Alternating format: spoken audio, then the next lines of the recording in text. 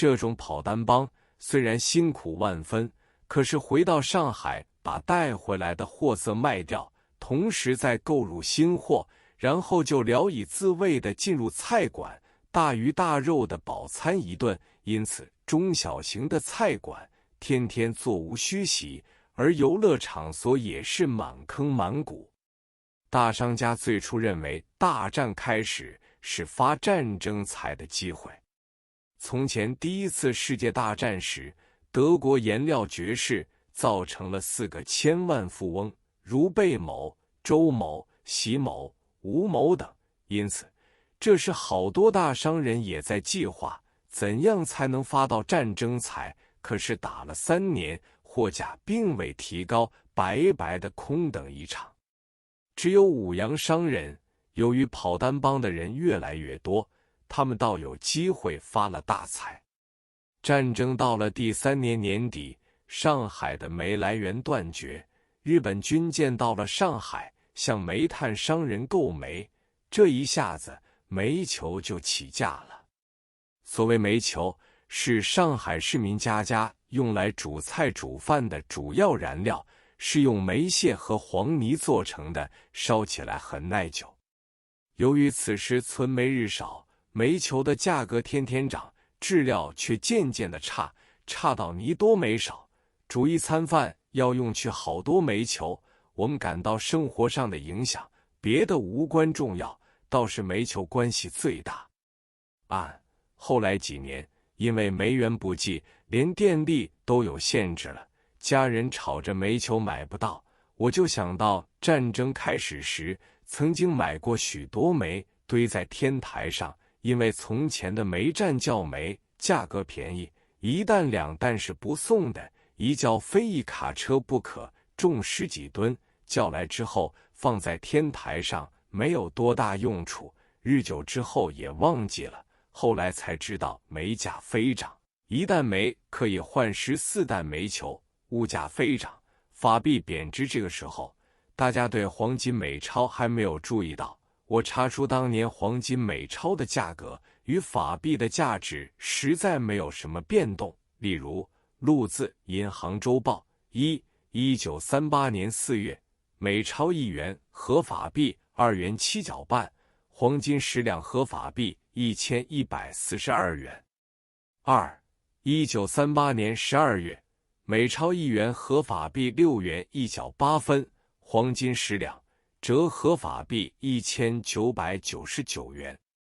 就上述2项来看，法币的动摇是在1938年4月之后才开始的，4月之前实在和战前相差无几。从前一般人还没有想到物价涨就是法币贬值，不像现在的人商业知识丰富，脑筋较为敏感，物价会不会有波动，他们早已有预感，想办法不使手中的钱受到损失，所以要买东西还是能从心所欲的。举一个例来说，我印一种医药杂志，每一期到纸行去购买10多令白报纸，不但很容易买到，而且价钱每次相差不多。我有几个朋友是办报的，报纸的销路都很大，每天买白报纸也都没有什么困难。直到1939年开始，白报纸的身价就高了1倍，本来每令3块多钱的，这时就要卖到7元左右。因此纸商个个都发了财，一般人就称他们为纸老虎。这还是物价波动的初期情况，后来就达到不可想象的地步。不过有一个特点，就是纸商只有抬高价格，而没有居其不卖的情况。初时在纸商方面说来，他们也没有想到后来法币贬值会跌到不可收拾的地步。初期法币贬值有一个故事，传说纷纭。德国人在第1次世界大战时，有兄弟2人，哥哥勤勤恳恳地积了许多资财，弟弟有钱就买啤酒喝。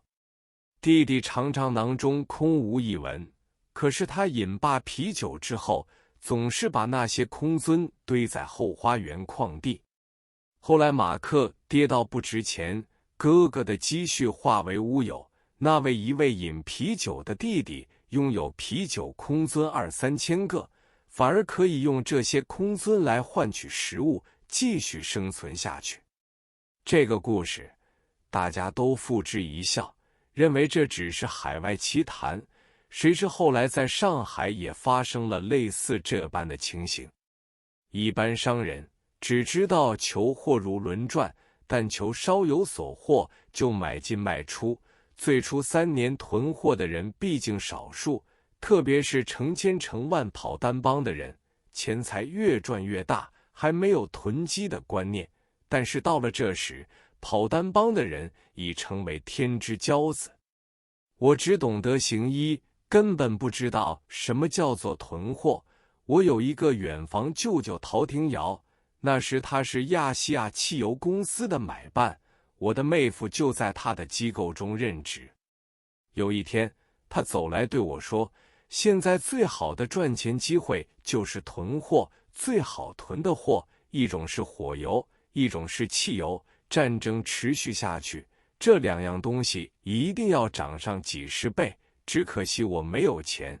你能不能替我垫一些钱，买进大批汽油，储存在你那间空屋中？本来这种汽油只配给予汽油站，但我可以有办法购买100-200桶，每桶5加仑。我听了，心中虽不以为然，可是想到日后如果汽油绝世，自己坐汽车也不方便，因此就勉勉强强答应了他的要求。于是大批汽油一下子就运到我的空屋之中。这些汽油运到不过2天，四面八方的邻居都来向我婉婉转转地提出抗议，说是你囤积了这种东西，实在危险得很。我听到一个囤字，心中很不舒服。我说，明天我准定叫他们搬走就是了。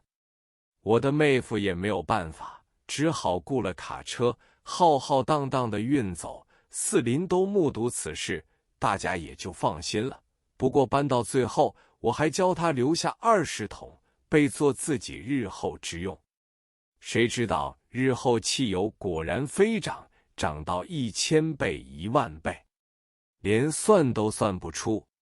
这时候号称一滴汽油一滴血，我最后的几桶汽油，要是以战前数目来讲，可以买进1幅地皮。买地漏风，费尽口舌。